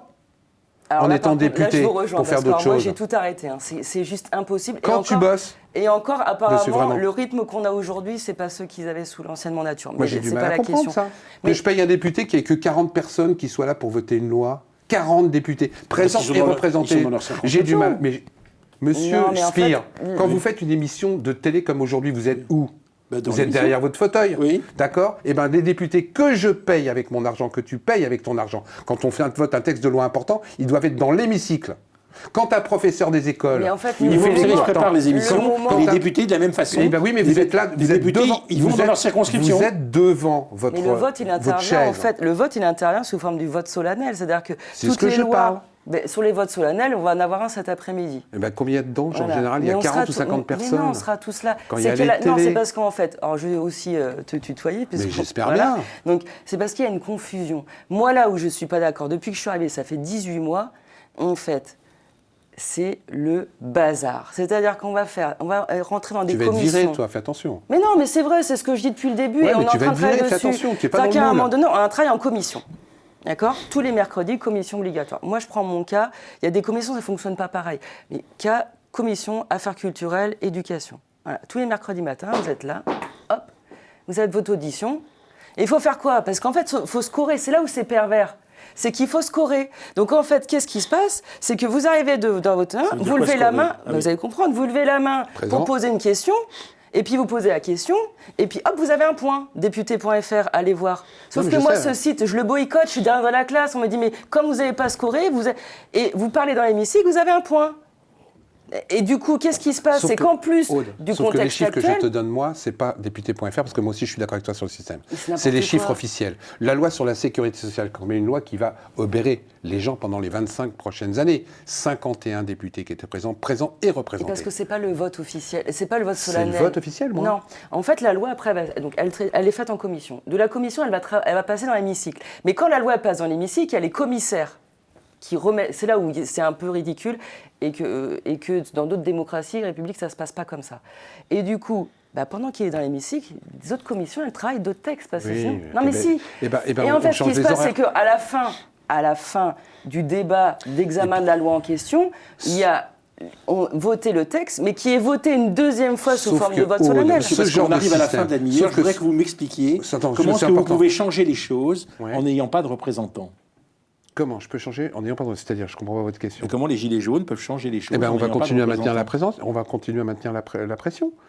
On va continuer à maintenir la pression parce que c'est comme ça que ça marche aujourd'hui, la pression médiatique. Quand il y aura 1 million de personnes dans la rue, ils vont changer. Oui, mais Et puis on va changer les méthodes de combat. Maintenir l'impression ne fera pas changer les modes de fonctionnement de la société. Eh ben, détrompez-vous, à un moment donné, il va bien falloir qu'ils bougent, parce que quand on sera dans la rue depuis 20 semaines, et que de plus en plus les gens vont être mécontents parce qu'on les écoute pas, parce qu'on les regarde avec mépris, et qu'on ne tient pas du tout compte, sauf bidonner Elle bidonne pas. non, pas Elle a elle. dit qu'elle voulait Non, pas tenir elle. compte. Pas elle. Pour une fois, je rencontre un député qui est à peu près correct.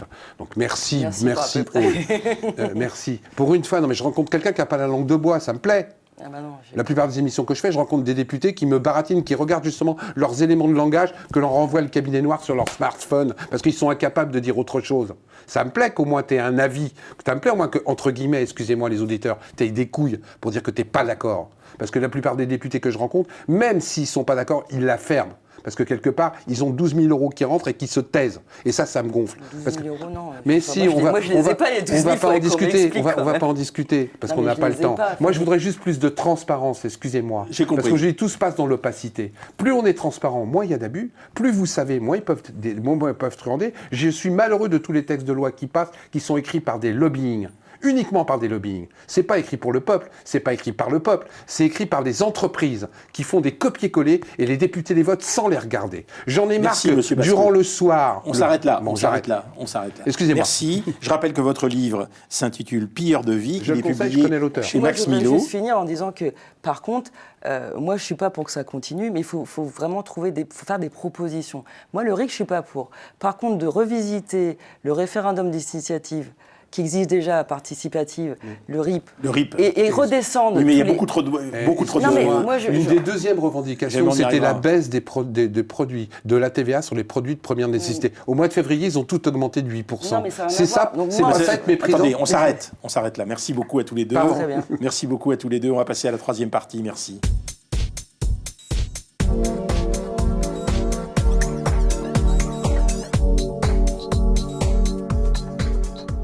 Gilets jaunes et la démocratie, troisième partie. Nos grands témoins sont Marie-Hélène Baquet et Johan Banco. Marie-Hélène Baquet, vous êtes professeure d'études urbaines à l'Université Paris-Ouest Nanterre. Vous avez dirigé à la découverte un livre sur la démocratie participative. Avec Yves Saint-Omer. Et avec Yves Saint-Omer, mais c'est justement au cœur de notre débat aujourd'hui. Et vous êtes l'auteur d'un livre qui s'appelle L'Empowerment, une pratique émancipatrice, qui est publié aux éditions de la Découverte. Avec Carole Buvner. À côté de vous, Johan Banco. Johan Banco, vous avez été conseiller juridique de Julian Assange. Je suis, oui. Je crois qu'il faut le rappeler, et aussi de Wikileaks. Il vous est arrivé de collaborer au monde diplomatique. Vous êtes auteur d'un livre que j'ai lu qui s'appelle Contre Macron, aux éditions de la Divergence. Vous avez publié sur Internet un livre qui s'appelle Crépuscule, qui va être publié aux éditions du Diable Vauvert. Et on peut dire que vous y allez clairement, contre Macron, c'est clair. Alors moi, la question que je voudrais vous poser, c'est qu'on soit contre Macron ou pour Macron, c'est une question politique intéressante, mais qu'est-ce qui qualifie un régime de démocratique ? En quoi un régime peut-il être démocratique ? Et est-ce que vous avez l'impression que dans les revendications des Gilets jaunes, dont on a parlé tout au cours de cette émission, la démocratie est centrale ? Moi, je pense que les revendications principales des Gilets jaunes sont celles d'un approfondissement démocratique. Dès la question de la justice fiscale, donc avant même qu'il y ait eu toutes les initiatives autour du référendum d'initiative citoyenne et les demandes plus institutionnelles qui ont suivi le début du mouvement, dès le début et la question de la taxe carburant, ce qui était demandé, c'était une plus grande prise en compte des intérêts des personnes les plus fragiles, en fait. C'était car la taxe carburant était censée financer le CICE, donc des allègements de charges pour les grandes entreprises, en créant une taxe qui s'appliquerait quasiment à toute la population. Donc dès le départ, il y a une demande de justice fiscale qui passe, en fait, qui se trouve face à un mur, qui est celui des insuffisances de notre démocratie représentative, de l'impossibilité de porter une parole qui concerne les personnes les plus fragiles et des catégories qui sont complètement exclues du champ politique actuel, comme les employés, les ouvriers, qui ne représentent même pas 1% de l'Assemblée nationale aujourd'hui. Et en fait, dès le moment qu'il y a eu cette rupture, il y a eu quelque chose d'important parce que ça signifiait qu'on était obligé d'en passer par la rue, mais en dehors de tout cadre, y compris syndical, pour protéger leurs intérêts, parce qu'il n'y avait personne dans le système qui soit institutionnalisé directement au sein des partis politiques, du gouvernement, mais aussi des syndicats pour les défendre. Et donc, dès le moment, cette crise de la représentativité est au cœur de la problématique des Gilets jaunes qui, très rapidement, du coup, ont étendu leurs demandes à des questions institutionnelles et d'exigences démocratiques. Et l'incapacité du président de la République à y répondre, c'est-à-dire après avoir tenté d'esquiver la crise, d'y avoir répondu que sur la question sociale, qui est essentielle évidemment, mais si vous répondez à la question sociale sans répondre à la demande d'approfondissement démocratique, vous maintenez une sorte de verticale qui fait qu'on va considérer que votre réponse sera par nature insuffisante, même si elle aurait pu en fait être considérée dans les faits comme suffisante. Parce que la question de la légitimité du décideur n'est pas résolue. Et donc là, il y a une erreur. Marie-Hélène Baquet, j'ai été très intéressé par votre livre sur l'empowerment, parce que j'ai cru comprendre qu'en fait, vous le définissiez comme une possibilité pour le citoyen de déconstruire des alternatives et au fond d'avoir la possibilité d'intervenir dans la société. L'empowerment, c'est ça, d'intervenir de façon autonome dans la société. Alors je ne demande pas à tous les Gilets jaunes de lire votre livre, évidemment, mais au fond, est-ce qu'il y a cette revendication dont Johan Banco vient de parler, démocratique, d'empowerment, chez un certain nombre de Gilets jaunes, à votre avis ? Oui, effectivement, je pense que la revendication démocratique est au cœur de leur mouvement. Quand on suit, par exemple, ce qui se passe à Commercy, on voit les formes d'organisation qui sont mises en œuvre. On voit que finalement, les Gilets jaunes, c'est l'apparition d'exclus du jeu politique dans le jeu politique. Et donc, ils reprennent leur pouvoir de citoyen, finalement, pour s'exprimer, pour faire des propositions, parce qu'ils font aussi des propositions. Et c'est une façon de construire un contre-pouvoir, mais un contre-pouvoir propositionnel, ou un contre-pouvoir actif, qui interroge globalement le fonctionnement démocratique de notre société. Donc oui, j'y vois effectivement une forme d'empowerment. Alors, le pouvoir, c'est une chose importante. Ils ne l'ont pas, mais vous décrivez dans l'empowerment des processus qui permettraient d'y accéder? Alors d'abord, je distingue différentes formes de pouvoir à la suite des féministes, puisque la notion d'empowerment est née, d'abord a été portée par les mouvements féministes. Il y a le pouvoir d'eux, qui est le pouvoir de décider, le pouvoir qu'on entend classiquement, mais le pouvoir sur, qui est le pouvoir de décider, mais il y a aussi le pouvoir de, il y a le pouvoir avec, et c'est ce que font les Gilets jaunes, c'est-à-dire c'est le pouvoir de faire, le pouvoir de proposer, le pouvoir de se réunir. Et donc ils exercent véritablement ce pouvoir-là, me semble-t-il, aujourd'hui. J'étais très étonné de lire dans votre livre, M. Branco, une analyse psychologique de Macron. C'est-à-dire que vous avez la moitié de votre livre contre Macron, qui est une réflexion psychologique sur le sentiment que vous avez en face de Macron. Et là, j'ai été vraiment... je croyais vraiment qu'il allait y avoir une analyse politique. Il y a une analyse institutionnelle qui vient dans la deuxième partie, mais dans la première partie, c'est seulement une analyse psychologique et qui nous dit finalement que Macron séducteur, Macron enfant roi couronné, évidé de toute forme de personnalité,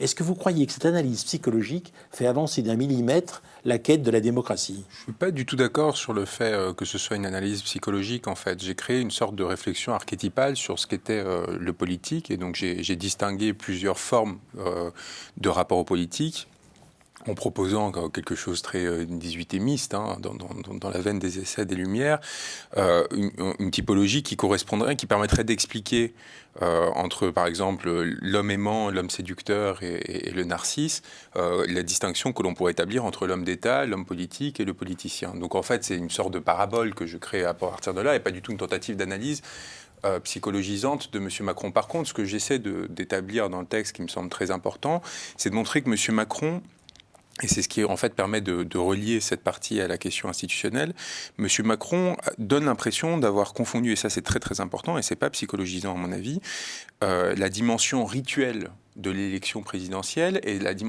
donc du coup la dimension symbolique de son pouvoir et sa dimension réelle.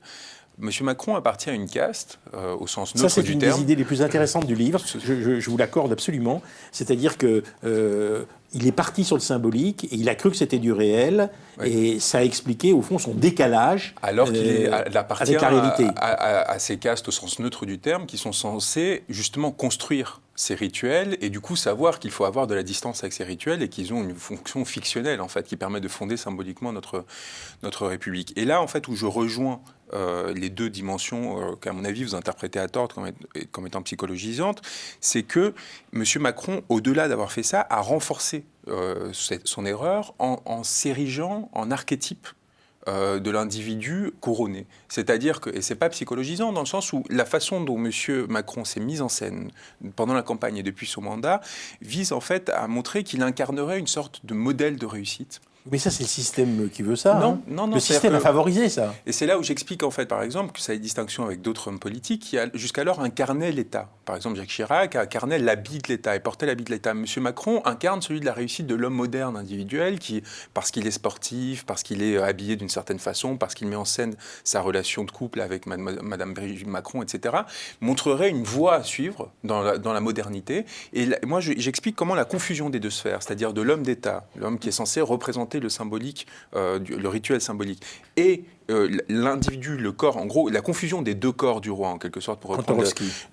cette confusion va créer une sorte un double étouffoir qui va faire que non seulement il a une pratique autoritaire du pouvoir, mais qu'en plus il cherche à nous imposer une sorte de modèle archétypal, justement, de l'être absolu, quelque part, en termes de réussite. Et comme ce modèle est déjà très étendu au sein de la société, on voit bien que la société de consommation nous pousse à ressembler à quelque chose qui ressemble beaucoup d'ailleurs à ce qu'est Macron. C'est plus le Golden Boy des années 80, mais c'est une forme justement différente de réussite, plus mesurée, mais en même temps plus étouffante.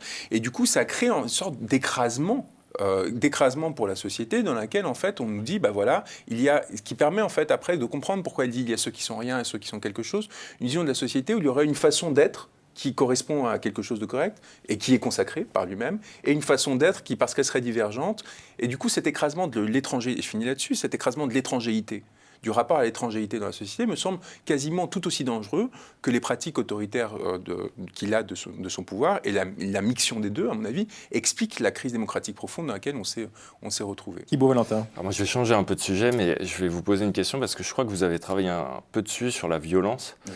Et j'aimerais vous poser cette question sans la juger. Je ne vous demande pas de juger la violence qui est en train d'être faite entre gilets jaunes, policiers, d'où vient cette violence, mais est-ce qu'il n'y a pas une théorisation qui a été faite par plusieurs intellectuels anarchistes, etc., notamment le Comité Invisible, qui est en train de se réaliser aujourd'hui ? Moi, je suis convaincu qu'on est dans une période où, en fait, on a...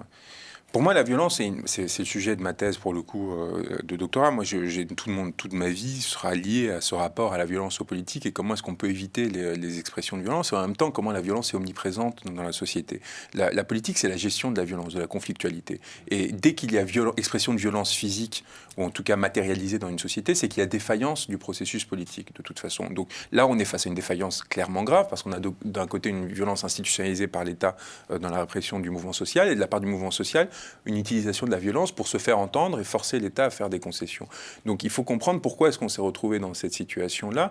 Et je pense que toutes les défaillances de la démocratie représentative dont on parlait, de la défaillance médiatique aussi, du fait, à mon avis, d'une oligarchisation de notre société, avec une concentration de la propriété de beaucoup de médias entre des mains de personnes dont la fortune dépend de l'État.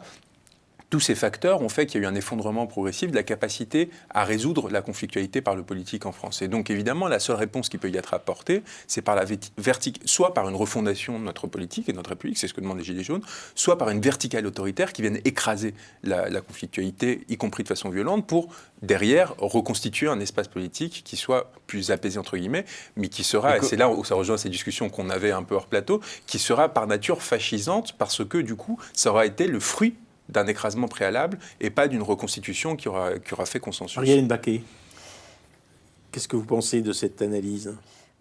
Oui, enfin, je la partage en Est-ce que vous pensez que grande l'empowerment, pour revenir à l'empowerment, est une manière de juguler la violence ? La question, ce n'est pas de juguler la violence. Ce que vous avez dit sur le fait que la violence, c'est aussi une forme de conflictualité. Aujourd'hui, la conflictualité est écrasée. Donc, je crois que l'enjeu, c'est de faire en sorte que cette conflictualité puisse s'exprimer et que le débat démocratique ait les moyens de s'exprimer, y compris dans des formes qui sont conflictuelles, parfois peuvent prendre certaines formes de violence. Et aujourd'hui, effectivement, on a le sentiment qu'il y a plutôt un écrasement de ce débat, y compris dans les formes d'organisation aujourd'hui du grand débat, où finalement on a un one-man show. Et ce que vous disiez sur la figure d'Emmanuel Macron, on le retrouve aujourd'hui complètement dans l'organisation du débat. Donc l'empowerment, ce n'est pas un antidote. L'empowerment, c'est l'idée de redonner du pouvoir, ou plutôt que de faire en sorte que les citoyens puissent reprendre leur pouvoir. Encore faut-il qu'ils le veuillent. Ils le veulent, ils le montrent en étant dans la rue. Oui, mais ils n'ont pas de représentants, Madame Baquet. Je voudrais que vous m'expliquiez, parce que personne ne me répond à cette question. Ils n'ont pas de représentants. Vous dites qu'ils veulent de pouvoir. Mais s'ils veulent du pouvoir, dans une société où il y a 60 millions d'habitants, on ne peut pas faire autrement que d'avoir des représentants. Les 60 millions ne vont pas être là pour donner leur point de vue. La question de la représentation vient après. Il me semble que là, on a des citoyens qui descendent dans la rue, qui s'expriment, qui portent des revendications, et que ces revendications doivent être entendues. Et quand ces revendications dérapent et deviennent, pour une minorité, des points de vue racistes, antisémites, homophobes, qu'est-ce qu'il faut faire ? Il y a une forte instrumentalisation, y compris aujourd'hui de l'antisémitisme aussi. Non mais d'accord, mais ça existe quand même. Ça existe, bien sûr, c'est une part... Mais vous l'acceptez ? Non, bien sûr que non. Mais c'est une toute petite part qui s'exprime dans le mouvement des Gilets jaunes. Toute petite part. Il y a quand même beaucoup d'endroits où ça s'exprime. Non, attendez, je ne dis pas que la question de l'antisémitisme n'est pas une question importante. Je ne dis pas que ce n'est pas une question inquiétante. Je dis qu'aujourd'hui, cette question est instrumentalisée par les pouvoirs publics d'une partie pour dénigrer les Gilets jaunes et de notre côté pour passer à d'autres types de débats qui ne sont pas les débats posés par les Gilets jaunes. Et donc je dis que oui, il y a une question sur l'antisémitisme, mais que je refuse la façon dont elle est abordée aujourd'hui et la façon dont elle est traitée aujourd'hui. Est-ce que vous ne pensez pas qu'ils devraient eux-mêmes faire la critique de ces dérapages ? Mais ils l'ont fait. Et ils l'ont fait. C'est fait. Moi, je pense que quiconque d'honnête sait bien que les propositions consensuelles au sein du mouvement Gilets jaunes n'ont rien à voir avec des propos racistes, homophobes ou des propositions de cet ordre-là. Au contraire, les Gilets jaunes ont permis quelque chose qui, à mon avis, est miraculeux au sein de la société française. On a cessé de parler de migrants. On a cessé de parler de façon obsessionnelle, comme on le faisait, d'islam. On a cessé de parler de tous ces sujets qui étaient instrumentalisés par une partie de l'élite qui prétendait Emmanuel Macron de remettre ces questions-là qui essayait. Mais pourquoi ? Parce qu'il prétendait parler au nom du peuple, en prétendant que c'était ça les grandes préoccupations du peuple, alors qu'en fait, on se rend compte que le peuple qui se mobilise, qui se politise aujourd'hui depuis 3 mois, ne pense pas à ces sujets-là. Et qu'il y ait des coucous qui viennent s'infiltrer dans le mouvement des Gilets jaunes pour essayer de porter leurs idées nauséabondes, comme on l'a vu à plusieurs reprises, c'est un sujet. Mais c'est un sujet qu'il faut traiter, qui n'a pas à voir avec l'ontologie des Gilets jaunes. C'est ça qu'il faut... Alors supposons-le, et à partir de là, comment est-ce que la démocratie fonctionne à l'initiative des Gilets jaunes? Moi, c'est la question que je voudrais vous poser. C'est est-ce que vous avez l'impression que ce qu'est la démocratie participative est susceptible d'avancer? Mais il refuse l'idée de démocratie participative parce qu'il fonctionne sur des idées de mandat impératif, par exemple, les Gilets jaunes. C'est-à-dire qu'ils exigent en fait que les délégataires dans les assemblées qu'ils instituent, par exemple à Commercy, n'aient pas de pouvoir en propre, mais doivent en permanence en référer à la base. Et ils veulent revenir à une forme de démocratie beaucoup plus radicale que celle que l'on connaît aujourd'hui. On pourrait comme ça gérer une société moderne? Beaucoup plus profonde. On pourrait comme ça gérer une société moderne? C'est la question qu'il pose, et je pense qu'il faut entendre cette aspiration très forte parce qu'on voit bien les défaillances de la gestion de la société moderne telle qu'elle existe aujourd'hui. Et je pose, disons, sur la question la plus essentielle et la plus franchement vitale pour notre société, qui est la question écologique. Cette année, les émissions de gaz à effet de serre en France ont augmenté à nouveau. C'est-à-dire que la société telle qu'elle est gérée aujourd'hui, et pourquoi est-ce que ça a un rapport avec ce dont on parle? Parce que moi, je suis convaincu, contrairement au Monde, qui a fait un éditorial extraordinaire il y a 2 mois, qui disait « faut-il sacrifier la démocratie pour sauver l'écologie ?» Que si l'on n'arrive pas à faire cette transition écologique, c'est parce qu'on essaie de l'imposer d'en haut. Alors que si on reconstituait une forme démocratique dans laquelle il y aurait un consensus qui se créerait autour de cette question, les gens seraient prêts à accepter le sacrifice qu'aujourd'hui ils n'acceptent pas parce qu'on tente de leur imposer, et donc ils se disent... On nous instrumentalise, on essaie de faire ça pour nous arnaquer et non pas pour avancer vraiment sur cette cause. Donc pour prendre juste cet exemple, on voit bien qu'il y a une défaillance systémique aujourd'hui dans la gestion de société qu'il faut régler par un changement de système. Je pense que cette question d'invention de nouvelles formes de démocratie, elle est aujourd'hui cruciale et que donc il faut y aller, il faut tenter. Il y a des expériences. Mais tenter quoi? Il y a des expériences locales de démocratie directe. Je pense par exemple à l'expérience de la municipalité de Saillant qui est une petite municipalité, certes, mais qui a tenté ces expériences. On peut tenter... qu'est-ce qu'elle a tenté? Elle a tenté que le maire discute en permanence avec un certain nombre de citoyens. Et que les décisions sont prises en Assemblée générale. Mais il y a une série d'autres propositions qui existent. J'avais fait, par exemple, il y a 5 ans, avec Mohamed Meshmash, un rapport pour le ministre de la Ville sur la participation dans la politique de la ville. Voilà. Je l'ai lu. Nous avions proposé, par exemple, la création d'un fonds pour une initiative, pour une démocratie d'initiative, où nous proposions que ce fonds fonctionne avec 5% des financements de la démocratie représentative et qu'il finance une démocratie participative issue des citoyens. Ces propositions sont dans les mains du gouvernement.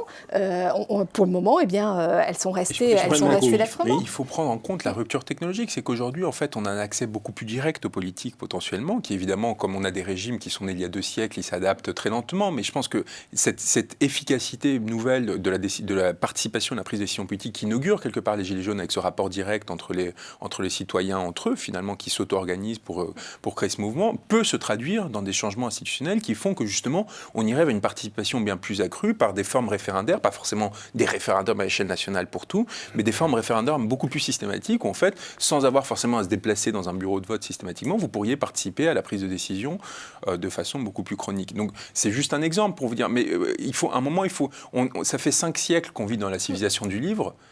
Aujourd'hui, on a une rupture technologique équivalente à celle de l'invention de l'imprimerie. Évidemment que ça va provoquer des transformations radicales de notre rapport aux politiques. Évidemment que la façon de faire de la politique va changer. Il y a eu d'autres propositions, par exemple celle de créer une assemblée citoyenne à côté de l'Assemblée nationale qui serait composée de personnes tirées au sort. Ouais, des propositions, il y en a beaucoup. Donc discutons-les et voyons celles qu'on peut vraiment mettre en œuvre, parce que je pense que notre démocratie est en danger, qu'il y a une réelle coupure dans notre pays entre des élites qui dirigent et des citoyens qui se sentent non représentés et qui, de fait, ne sont pas représentés aujourd'hui. Comment vous expliquez que ces propositions, que j'ai toutes entendues ou lues quelque part, n'arrivent pas jusqu'à la conscience de la majorité de nos concitoyens. C'est-à-dire que, alors vous allez me dire, les médias sont méchants, c'est de la faute des médias, etc.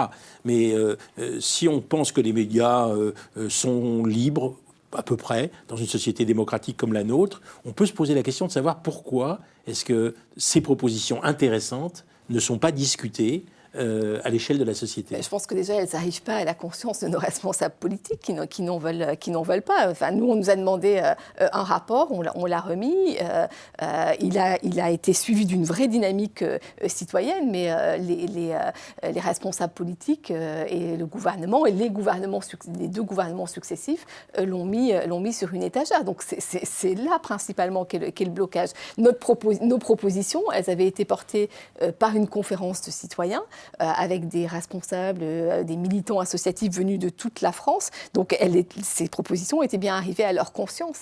Par contre, il y a un verrou qui est à faire sauter. Et le verrou, il n'est pas dans la société, me semble-t-il. Les Gilets jaunes montrent aussi, bien c'est une remise en question de leur statut, de leur carrière professionnelle, puisqu'aujourd'hui on a une carrière professionnelle en politique. C'est peut-être ça aussi la raison.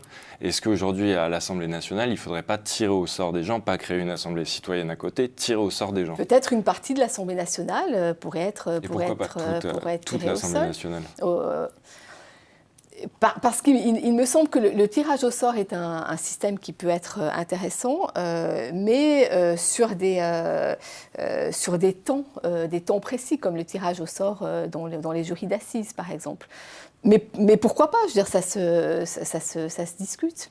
Moi, je pense qu'il y a une question aussi d'habitus sociologiques. C'est-à-dire que les médias, la parole qui est portée dans les médias est celle des représentants politiques qui, en effet, n'ont pas d'intérêt particulier à provoquer ce basculement, du moins tant qu'ils ne se sentent pas menacés de bascule, c'est-à-dire de perdre leur position dominante. Et les journalistes eux-mêmes ont intérêt à ne pas être éjectés du système parce qu'ils tiennent leur position sociale, économique de cette appartenance au système. Donc, ils ne peuvent pas remettre en question trop radicalement ce système. Donc, cette question de la liberté, en fait, la liberté, c'est toujours... Il y a évidemment une notion abstraite, mais il y a aussi... La sociologie nous permet de le comprendre, une version concrète de cette liberté qui, en fait, on le voit bien, est prédéterminée par toute une série de facteurs qui font que son exercice n'est jamais entier. Et donc c'est pour ça que lorsque c'est des personnes qui viennent des couches les plus populaires, on voit bien qu'ils sont beaucoup plus radicaux dans leur demande de démocratie que lorsque l'on appartient déjà à un système qui en fait se satisfaisait de cette sorte de confort dans lequel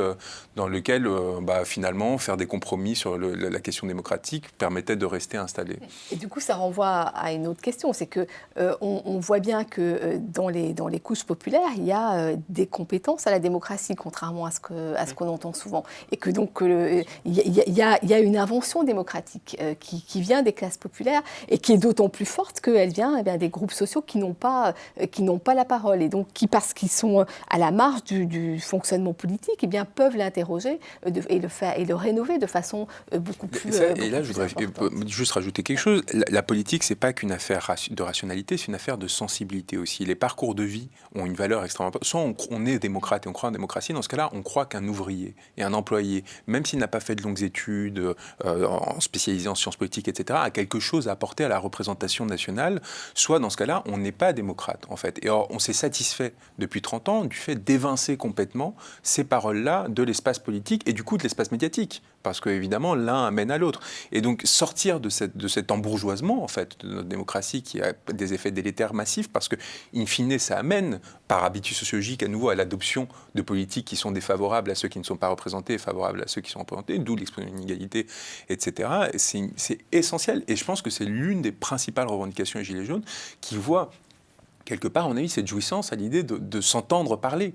C'est-à-dire que leurs représentants, leurs porte-parole, on peut les définir comme on veut, les voir à nouveau, et il y a une sorte de boulimie d'eux-mêmes, en fait, de voir enfin des personnes qui parlent comme eux, qui ont des expériences de vie proches d'eux, qui ont été dans des situations sociales parfois extrêmement difficiles et qui sont capables de tenir tête à ce gouvernement qui ne leur ressemblait plus du tout. Et si on ne comprend pas ça, on ne comprend pas la défaillance.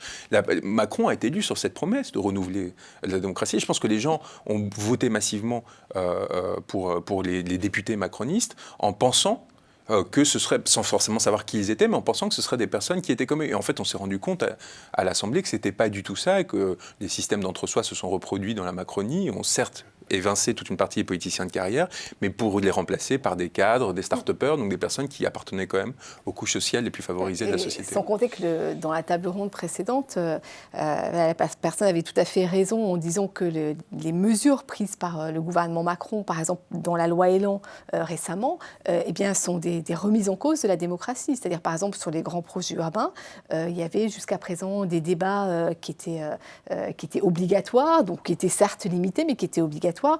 Aujourd'hui, voilà, le gouvernement pourra passer en force et les grandes sociétés pourront passer en force pour imposer des grands gouvernements. Donc on a d'un côté un discours sur la démocratie et puis de l'autre côté tout un système réglementaire, législatif qui se met en place et qui est totalement contradictoire. Je vous remercie tous les deux. Je voudrais signaler donc le livre de Joanne Branco qui s'appelle « Contre Macron ». Et qui n'est pas psychologisant.